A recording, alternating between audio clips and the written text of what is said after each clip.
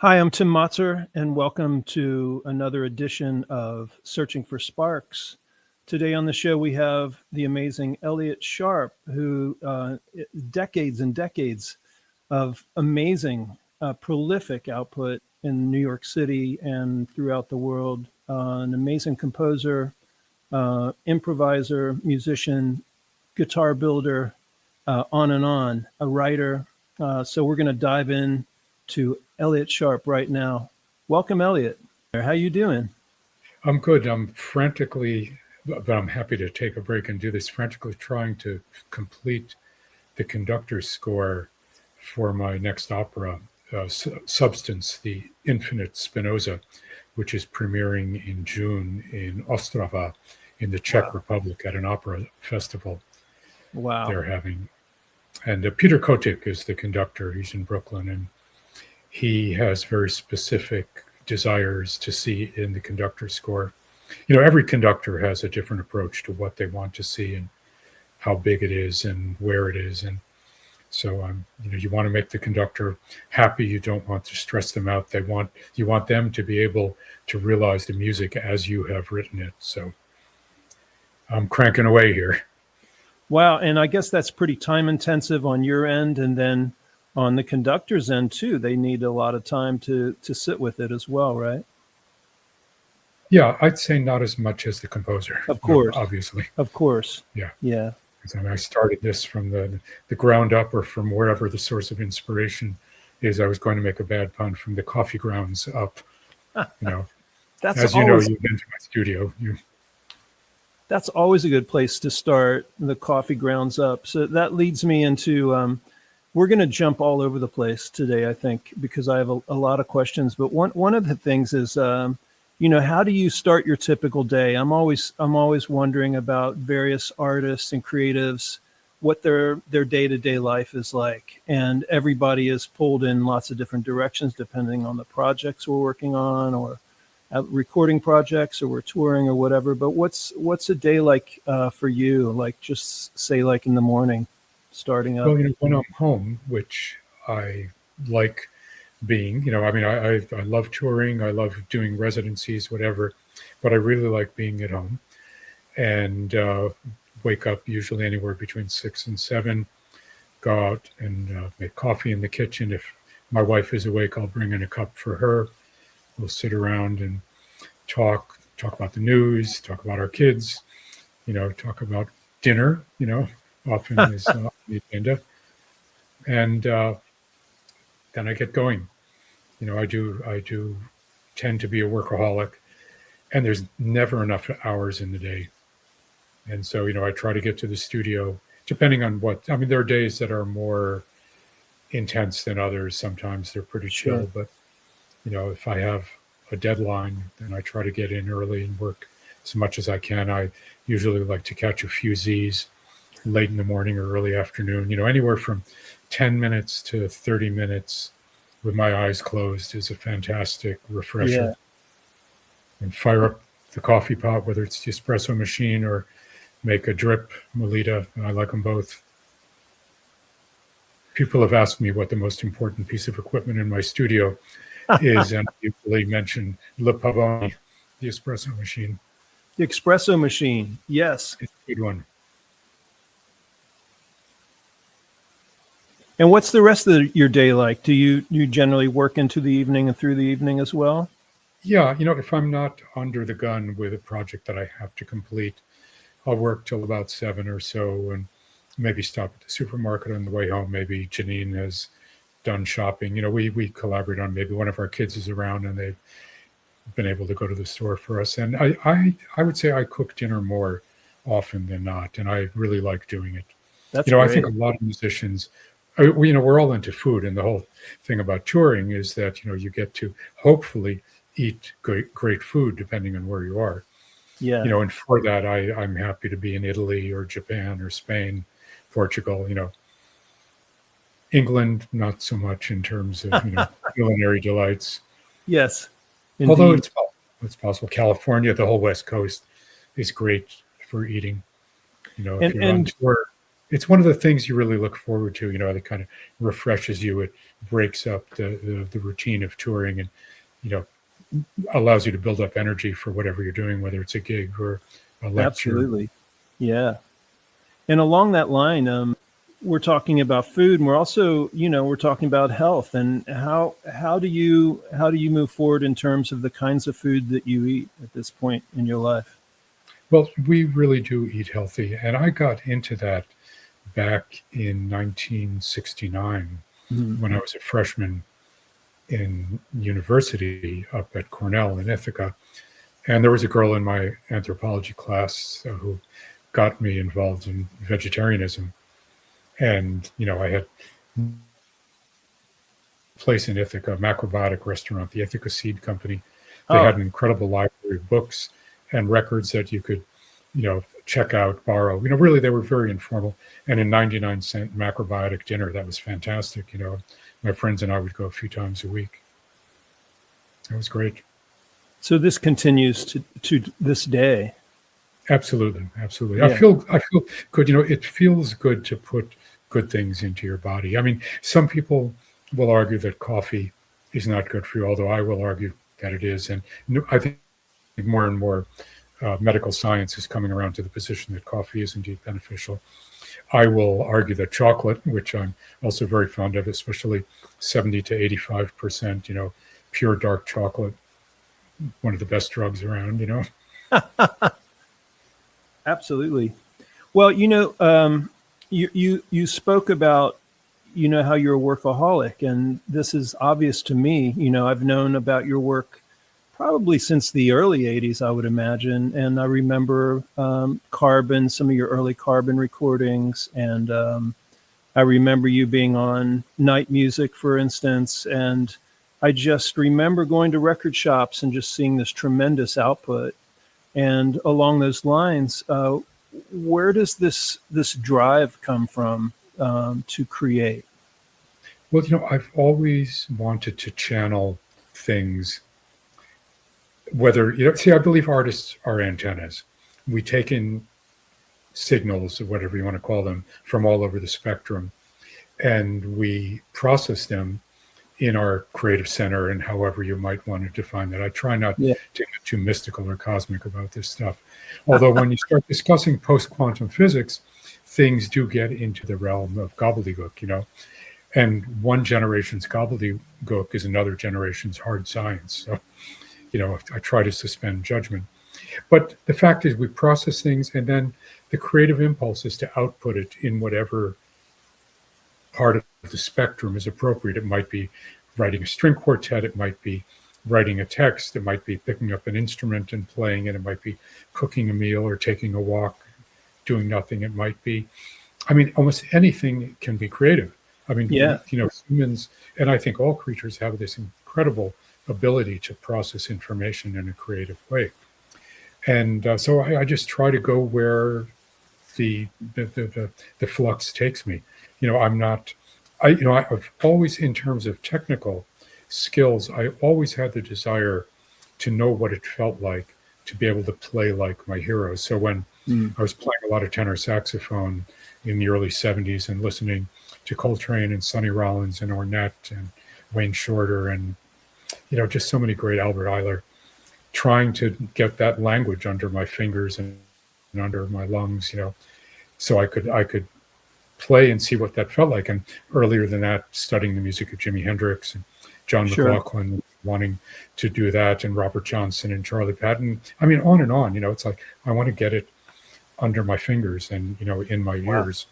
And then as I began to explore contemporary music, really starting in 1968, when I was 17, and during a summer National Science Foundation fellowship, I got a DJ slot on WRCT in Pittsburgh at Carnegie Mellon University, midnight to 4 a.m. Perfect. And they had an incredible library of great weird stuff. And there was a lot of great weird stuff coming out in 1968. So I discovered the music of Xenakis and delved into Harry Partch and Stockhausen, the electronic composer Todd Dockstader, still one of my absolute favorite electronic composers, Mort Subotnick, a great inspiration, and now a friend. Wow. Someone that I came to know over the years. And really, there was no shortage of inspiration. That's and, true. When I got finished with that summer, I went back to my parents' house with, a beard down the ear and long hair, looking much the way your style. It shocked the hell out of my parents. Of course. I was a serious little science student when I left, although not as serious as they thought, and came back, totally into music with an electric guitar. And, I spent a lot of my spare time in the lab there building better fuzz boxes and playing with tape delay units that we had, and trying to put into practice some of what I read in John Cage's writings, Henry Cowell, stuff that I was hearing in the records I was playing on my show. So it all kind of fed each other. Yeah, I had a similar experience, but it was more in the early 80s when I was my last 3 years of college. I was in college radio and was a music director there. And I was, the record library had a huge impact. Yeah. And hearing your story too, it's like, it really makes a sense because we hear so much stuff that so many people probably don't get an opportunity to hear, because we're digging in the library, So that's amazing. Yeah. So which university was that? Where were you at? Wright State University in Dayton, Ohio. Oh, okay. Yeah, I'm originally from Ohio. So am I, actually. I'm from Cleveland originally. I think we talked about that. Yeah. I find there's a natural affinity Ohioans have for Buckeyes, I guess we're called, have for each other. When I first found out about the group DNA and Pere Ubu, and there they were, Cleveland, it's like Devo from Akron, and I wonder what it is about Ohio. I mean, I have my own theories about it. What are your theories about Ohio and why such great music comes out of there? Industrial decay. They were like on the avant-garde of the enshittification of America. Yeah. That term Cory Doctorow coined it, enshittification. I've never heard it before today. Yeah, it's coming into usage over the last few months. Cory Doctorow was the editor of Boing Boing magazine, which was a cyberculture magazine that I was fond of, maybe 10, 15 years ago. And then he disappeared for a while. And then I found out he was doing these various blogs and writing some books and came out with this term enshittification, which is perfect for what we're seeing these days in American society. Yes, that's for sure. Should we talk about that? Oh, sure. It's hard to avoid it. The point is to be able to not get sunk, to not get pulled into the point where you go, oh man, this is too depressing, Yeah, I guess in the realm of the artist, creative, I've talked to some of my friends who are musicians, and some of them in this moment in time feel like they shouldn't be making music because it's they feel that it's not important enough. And I kind of disagree with that. I feel like art and music is more important than it ever was, perhaps. Absolutely. I agree completely. There's a story, apparently Che Guevara, when he was in the jungle in Bolivia, met another revolutionary, and he asked him what he did. And the guy said he was a musician. He says, well, you're of no use to the revolution, whatsoever. And the thing about music and art in general is it creates chemical change. Music, I call it psychoacoustic chemical change. And this is what you need to do if you're going to change the world. First of all, you have to reprogram how you look at things. And music is a very utopian pursuit.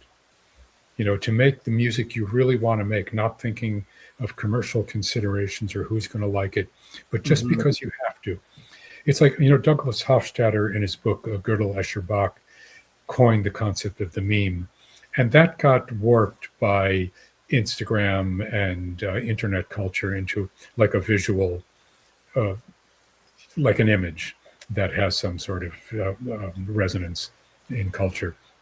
But originally, it meant just some idea that went into the data sphere, or the noosphere, if you want to call it that. Mm-hmm. And some memes have a very short and powerful trajectory. Pop music, that's an instant meme. It goes up and it's gone. Occasionally, pop music will actually have a longer span, but most of it does not. Some music has a very, very slow trajectory, but it's still a meme, and it may actually have a more profound effect than others because it is so slow, and it seeps into various aspects of culture. Sometimes unseen and unknown. You don't even know why it's affecting you. You can't say, well, what is this idea that's come into my person recently? And a lot of these things happen through the mystery of quantum entanglement or pheromonal handshaking, or there's many more or less concrete ideas about how ideas get transferred and transmitted around our universe. And until we have a concrete way of measuring them, all we can do is surmise what's happening. Yeah. And I like to think of quantum entanglement as a very reasonable way for ideas. It's a good metaphor for improvisation. You get a bunch of people together in a room who have never met each other, or on the internet, especially during COVID. I was doing this with various people. We would just play together. We'd just create a sound file without talking about it, without listening to each other. And amazing how much synchronization there would be, without any forethought, without any kind of discussion, any planning. Yes. It may be random, because we do exist in a giant probability calculator, that we're not privy to the workings of. And why do you think that is? Do you think people naturally gravitate towards, should we call it harmony? No, just very, very much. It's funny, as you say that. I'm working on my Spinoza opera, and Spinoza, who's a philosopher that influenced me greatly, says, God would laugh at the idea that people think harmony is what God wants to hear. I think of harmony as vertical simultaneity. Okay. Again, because we live in a universe that's created by probability. I mean, we might just be living the random interactions from the Big Bang. 4 billion years is nothing in terms of cosmic timescale. And especially if the universe is infinite, rather than the Big Bang coming from nothing, maybe the Big Bang emerged from another phase of the universe where things got compressed to the point where then it explodes, expands, and then it contracts. And, you have an endless cycle of breathing, you could say, on a cosmic scale. Pretty cosmic. Yeah. Yeah. Well, man. Yeah. Well, I always find it so interesting. Improvisation, it's a huge subject. And when you bring in 12 people to play together who've never played ever, and then the result is, well, I don't know if the word is pleasing, but an event happened, something happened, right? And somehow everybody communicated, I think.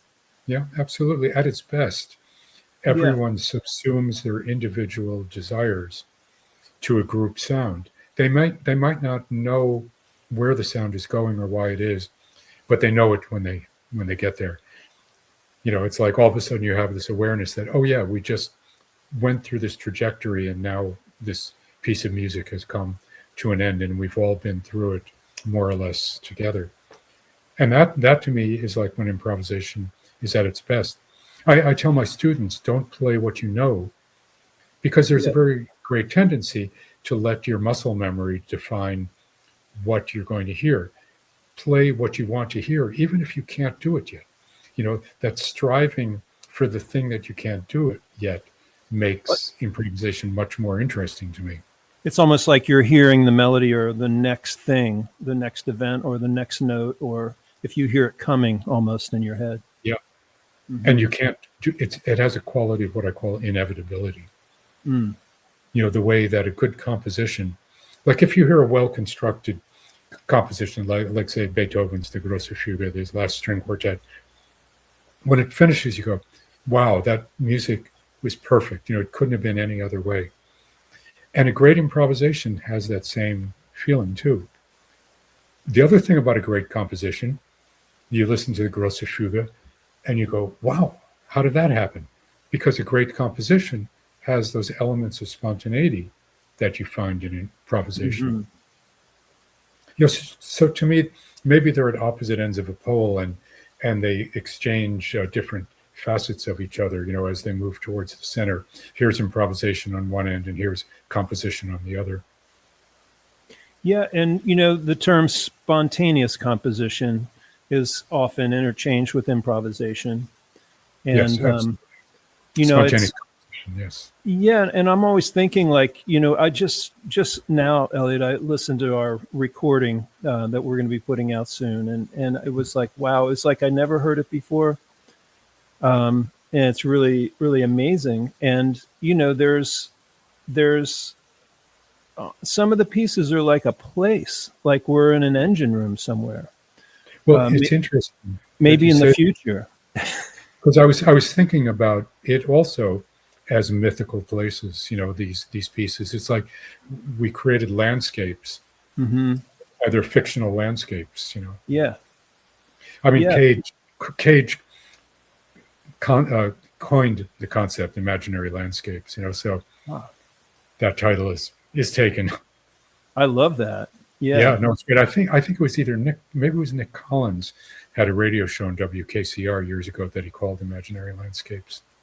Yeah, I love that. I mean, I think that, I love that about improvisation, and I love the idea of playing with other people, because you always get to places that you wouldn't get to by yourself. And it's kind of the two inputs, and then you have this landing spot that is like, wow, this is amazing. We just traveled somewhere, and now we're back. And what actually happened? And there's form that emerges, and there's melody that shows up, and harmony that you could have never gotten to, maybe, in a different circumstance, of chords that show up that is like, wow, what is happening, And I hear all this in this record, by the way. It's just...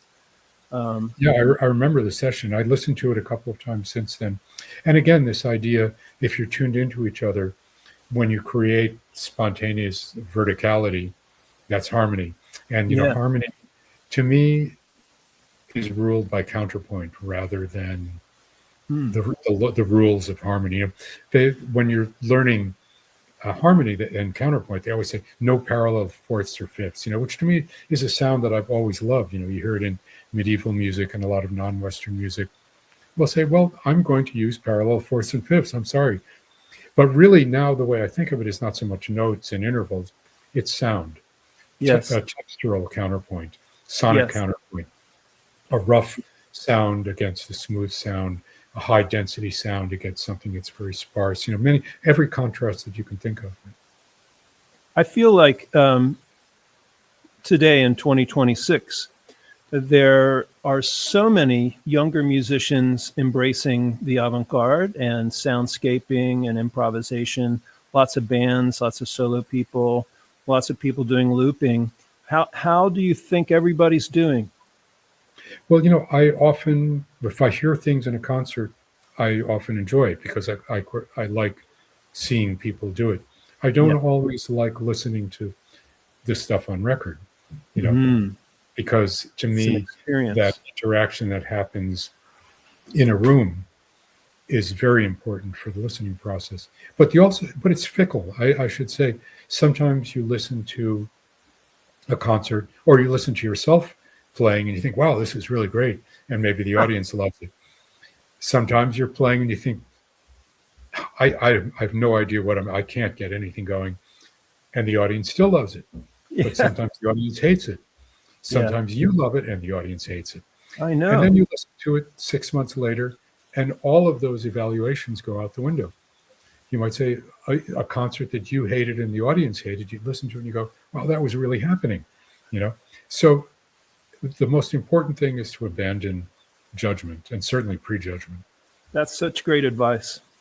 Just go ahead. Yeah, just try and listen as it's happening and don't make any sense of it. See where it takes you. Sometimes you really find that you are not moved, that your chemicals do not change when you listen to something. And I also find, the more, after all these years of making music, there's a problem in that sometimes you can't help but analyze what you're listening to. So I might go to a concert and go, oh, I can't believe they're doing this thing, and and that, well, if I had that pedal, maybe I would do that, but I'm really glad I don't have that pedal, Right. Yeah. Yeah, but getting back to that idea of not liking what you're doing, or you like what you're doing, it's like anymore, I feel like every time I play, it's a struggle, and that may just be what I'm going through right now. I always prepare, even for an improvisational concert, just playing throughout the week and just playing and preparing. And sometimes I might compose some stuff that I have a couple composed pieces to work on live and present that. And during the concert, many times I'm gone, but sometimes gear will pull me out of the zone. Like something malfunctions and it goes left, and the concert's ruined now, and the audience still responds positively, and everybody loved it, and I go off feeling really bad. And it's exactly what you said. It's exactly what you said. Like 6 months later, you listened to something you thought was horrible, and it's actually was good. And I spoke to a sculptor who lives across the street from me the other day, and he was like, I've gotten to the point now where even if I see errors or mistakes in my work, I don't point it out to anyone anymore. He goes, I let them just experience the piece. And I'm like, that's great advice. I think that's great advice. And he goes, and for myself, I let it go. Because I remember a teacher telling me that in college. I played a concert, a solo piece on alto sax, and I was really angry at myself. I could hear all these places where it went out of tune, and there were like some little split tones, and he said to me after, don't even think about it. Nobody hears it but you. You're right there. The instrument is in your face, literally. 10 feet away, nobody hears those things. Yeah, or they don't know what you're presenting anyway, generally. Exactly. So that's part of it. Sometimes they let you know that they don't know what you're presenting. I wanted to jump back because you've been around and have seen so much go down. And if we think about 1968 and saxophone, and then getting into electric guitar, and it sounds like even back then you were messing around and building things like with fuzz boxes and stuff like that. So all these kinds of things that you were a part of, and it was a part of your world. But the New York City scene, when you arrived, it would be really fun to kind of like reminisce about those moments and what was happening in New York when you arrived, and how that evolved a little bit. Sure. Well, New York was always on my mind because of all the music I listened to, it seemed, was coming out of it. Most of the music, right? Yeah. I was listening to the London improvisers also, and a bit of the Germans, but what was happening from New York was really it. But I didn't feel I was ready. I didn't feel confident enough in my own playing. So after Bard College, I moved to Buffalo to go to graduate school, which was great, actually, in terms of studying with Lejar and Hiller, one of the pioneers of computer music, and Morty Feldman, more arguing with Morty, and meeting a lot of great musicians there, and remaining aware of New York. Then I needed to live someplace nice after 4 years in Buffalo. So I lived in Western Massachusetts, and that was like a one jump closer to New York.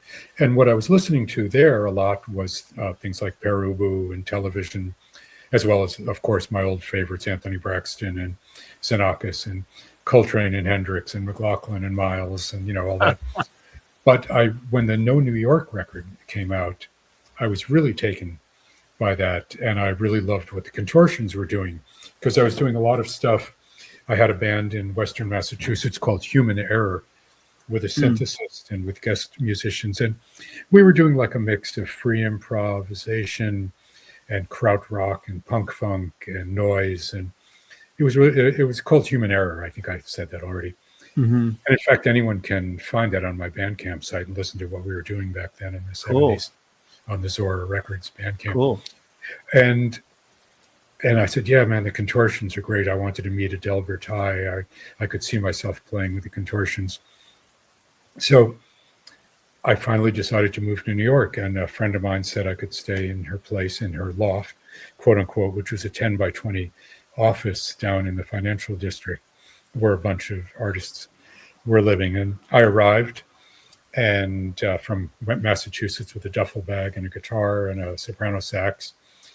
There's like a dead guy, looked dead to me, lying on the pavement. It was the end of October. It was really cold that night. I go, geez, man, this looks, and there was, Con Ed was doing all kinds of work there. So there were those chimneys with the steam coming. So it looked like a scene out of a noir film. Yeah. I find the building and I go in, and there's this guy with shades and a bass standing there waiting for the elevator. And he kind of looks at me, gives me the hairy eyeball because I had the instrument. He goes, "Who are you?" And I told him my name. I said, "Well, who are you?" And it told me it was Dave Hofstra. And I said, "Well, who do you play with?" He said, "Well, the Contortions." And I went, "Oh, I'm in the right." And then I found out my friend Deb, who I was staying with, was subletting her place from Jody Harris, the guitarist in the Contortions. Wow. And she was friends with all those guys. And, pretty soon I was meeting everybody. My friend Steve Piccolo, who I went to Bard College with, was in the Lounge Lizards with John Lurie. Right. So he brought me around to all the clubs so I could get in for free, told the doorman, got to let this guy in. And, pretty soon I was making the rounds and hanging. Wow. Finding gigs wherever possible. Yeah. So I would say another kind of precursor to that was in May of 1979. I was invited to play in the zOaR Festival at the Modern Theater in Boston. The organizer was Giorgio Gamelski. Now, Giorgio was a mythical, legendary figure as a producer. The Yardbirds, the John McLaughlin Extrapolation record, the band Magma and Zoo. What else did he do? I mean, just so much stuff. Rolling Stones, Did I say Yardbirds? Yes, I said Yardbirds. Yes. Very important band for me when I was a kid. Jeff Beck's guitar playing, because he never made it sound like just a guitar, Right. It was, as well as turning me onto the blues, from Jeff Beck, I got into Hubert Sumlin and Howlin' Wolf and, Muddy Waters until Jimi Hendrix came along, and then up the ante. Absolutely. Quantum levels. Yeah. So Giorgio had this festival in Boston, and through a critic in Boston who heard my record, my solo record, I was invited to play on it. And so I met there Bill Laswell and Martin BC and everybody, Bacon and all, because they were, before they were material, they were called Zoo Band. They were backing up the guys from Magma that were taking part in the festival. Wow. So small world syndrome.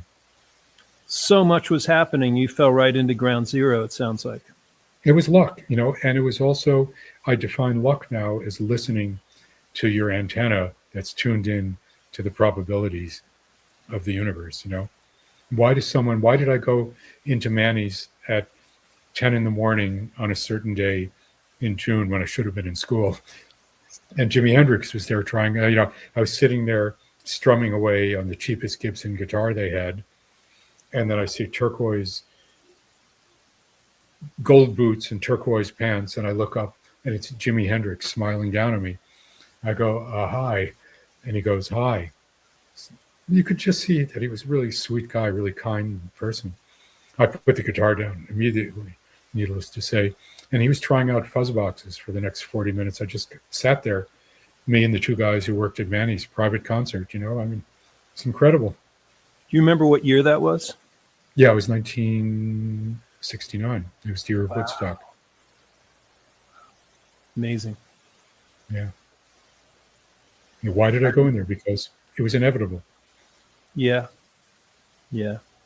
And, so much has gone down since then with you. And, Percy Jones, who I play with in the band Pact, P-A-K-T, he told me a story how he was coming out of some music store with a bunch of sequencers and little drum machines and synths, and he ran into you.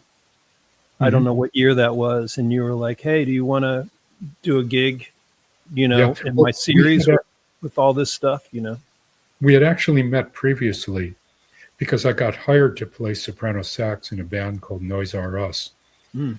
And it was, I have to say, the music wasn't great, but Percy was playing bass. And I Ah, joined the band because of I course. wanted to play with Percy because I was a big fan of his playing. And then after one rehearsal, Percy quit the band.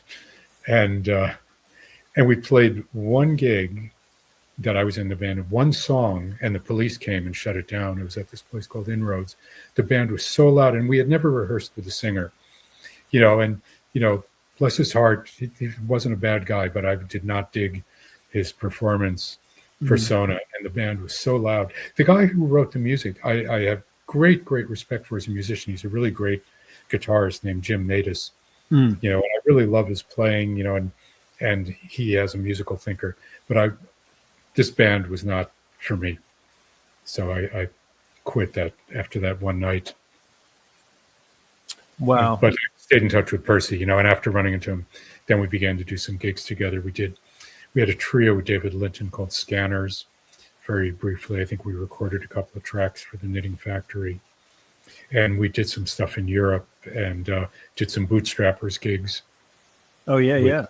Bootstrappers as my improvising trio. That band has had a number of incarnations since 1989. The first version of it was with Mike Watt on bass and George Hurley on drums, who were in the Minutemen, who I loved as a band, and Firehose.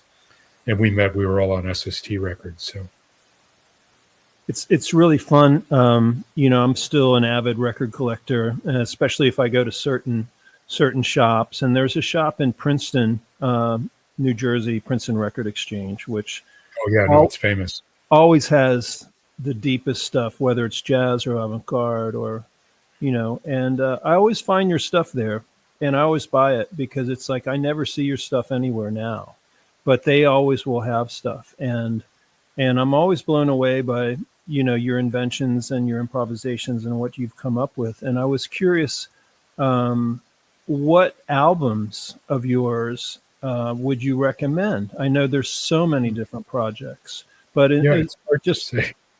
It's hard, maybe harder for you to say. Yes. But some people have mentioned Terraplane as one, and some people, I mentioned Carbon earlier, but I know you're also doing electronic stuff. And what would be like a good smattering of Elliott Sharp music that people should be aware of? I would say the best thing for anyone to do is go to zOaR Records Bandcamp, Yeah, because they can hear it for free. Mm-hmm. And it's categorized. I have under my name is Carbon, music that I've composed, essentially. Carbon, my string quartets, my orchestra music, a lot of the electronic stuff, the solo stuff. Mm-hmm. I have a separate category for my operas. I have a separate category for Terraplane. And then there's a category for bands that are cooperative projects with different people. Bootstrappers has its own section. So people should just go and listen. They can listen to up to 3 times for free. If they want to record and bootleg it, I'm not gonna say don't do that. I like the music to be heard and spread. There it is. Are you doing anything else to get your music out other than Bandcamp? Well, I work with different record labels. Okay. And they promote things in various ways. I still tour a lot. I'm getting ready to go to Italy next week. Nice. I have a few solo gigs, one of them doing my interpretation of Thelonious Monk's music. Wow. In Rome, and then solo concerts in Trieste and Modena. And is there one more? And Florence. Wow. Where I'll just be playing my solo stuff. Plus I'm teaching workshops in Florence and in Cugno, and doing a recording session over a couple of days in Milan with musicians that I've worked with a lot over the years. Sergio Armaroli, great vibes and percussionist, and my old friend Steve Piccolo, who's been living in Milan since 1982. Wow. That sounds fantastic. Yeah, I love being in Italy. I have to say it's great.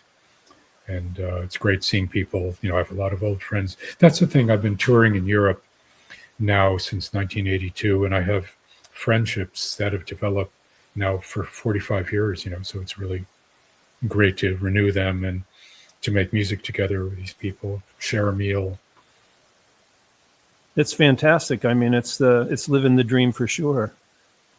Absolutely. I mean, there's an occasional, I won't exactly say nightmare. There's an occasional Sure. wrench in the works. Yeah, wrench in the works. So what are your workshops like? Are they well, tell me a little bit about what your workshops are like. Well, it depends on the topic. Some of them Mm-hmm. I do specifically about composing, and it may Mm-hmm. be about composing operas, because Janine Higgins, my wife, and I do what we call portable operas, where we have so many of the components either pre-recorded or pre-programmed, the video and electronics backgrounds in our laptop, so we can go anywhere and work with live singers in a space ranging from a small gallery to a huge industrial space. Wow. Working with singers, orchestras, you name it. Yeah. So I might talk about opera. I might talk about improvisation, and just improvisation, techniques, strategies.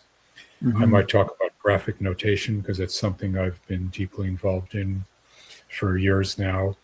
I might talk about just various strategies for approaching music, no matter what kind of field or style it is. So it really varies on the place I'm invited to come in, and they might say, we'd like you to focus on this. And I also sometimes go in, I did a workshop in Zagreb in Croatia last September, and I waited to see what everybody was into to determine the focus of it. I asked everybody to go around in the circle. There were like 14 people, and say, play me something that you do for 3 minutes, and talk about what you do, if you don't have an instrument. And then from there, I focused on how I would conduct the workshop and how we would develop a piece together that we would perform at the end of the workshop in this festival. That sounds great, and it makes a lot of sense. Yeah, I like to be spontaneous. I like to check out what the weather is before I decide whether I'm going to bring an umbrella or not. Absolutely. I like so many of the topics of your workshops. One would be strategies and improvisation.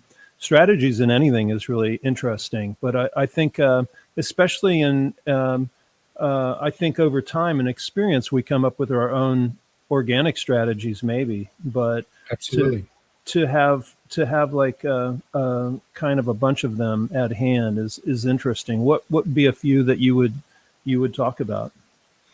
Well, one thing I like about improvising with these certain concepts in mind is giving people just a phrase like play the opposite. Oh, yeah. And what does that mean? What does that mean? I mean, you can take it, in a cosmic Zen perspective. You can take it as, okay, well, if they're playing high and fast, I'm going to play low and slow. If they're playing loud, I'm going to play quiet. I mean, you can define any parameter. Yes. And figure out an opposite for it. And there isn't only one correct answer. There are many. So that's a thing I like. Yeah. I like the idea of telling people to never play at the same time as anyone else, and using that develop a groove. It's very much the concept that James Brown used in his classic bands of the 70s, where everybody was playing a different interlocking rhythm. Yeah. That to me, it's very African. It's like you hear that in a lot of African music. And it's usually simple little bits of something, But the interlock is great because it's the way African drum choirs work. Yeah. And it's a way for including everyone, finding a place for everyone in the project. That's a great one. Or a zOaR and an orchestra carbon, where we would work on my own graphic systems or algorithmic systems. I had a piece called Synth, for instance, that had 144 composed fragments and a set of rules with the only instruction is that you had to either develop mutations or unisons, and it always had to groove. But it could groove on a cosmic level. You could have a drone that grooves in its own way, and that's just as valid as like a repetitive rhythm. Yes. And every single performance of Syndicate, whether with my own group or with different groups that I've worked with around the world, is different. Every one sounds absolutely different from every other one, and they're all correct, which is a thing that I love. I love that too, and that is a true thing that I've come to know as well. Playing with different people, it's always a completely different thing, right? Yeah, I would imagine Pact sounds different at every gig. It sounds different at every gig, and it's developed. And we did a trio show recently at the Bitter End that I think I've told you about, and that was completely different and amazing. Yeah, I can imagine the kind of audience that goes to the Bitter End probably affected that. They liked it, yeah. I would imagine. I mean, that gig we split at New Blue, I really dug what you guys were doing. It was fantastic. That was a great gig, though. Some gigs, we all walk off and go like, I don't know. But that gig we felt. As we said before, you can't say that. I know. And also the fact that you guys started the night out and were just crushing, and it was so inspiring. So it's like to follow you guys is pretty intimidating. Yeah, well, it's all part of we're all feeding each other, Absolutely. It's also, I mean, and again, knowing that you guys are playing, I'm a big fan of Alex playing all you guys. It's really, you have a great band. Well, I feel like we covered a lot of great stuff today, and I feel like it's only the tip of the iceberg. And I'd love to continue this conversation at some point in the future. Maybe once the album comes out, we could get back together and talk some more. But I don't know if there's anything else that you would like to say, but one of the final questions I would have is any advice that you would have for any creative people, artists, musicians, you name it, at this point in time. Trust your gut instincts. Our guts are filled with bacteria that are connected. I mean, there are theories that a lot of our behavior is defined by our gut bacteria. So trust your guts. They're in communication with the guts of everything else in the universe. I love that. Thank you. Well, I really appreciate the time, Elliott. It was great to hang. It was a pleasure. Looking forward to more, and of course, to our strategy meeting for titles and concepts. Thanks, everybody, for joining in season 3 of Searching for Sparks today with Elliott Sharp.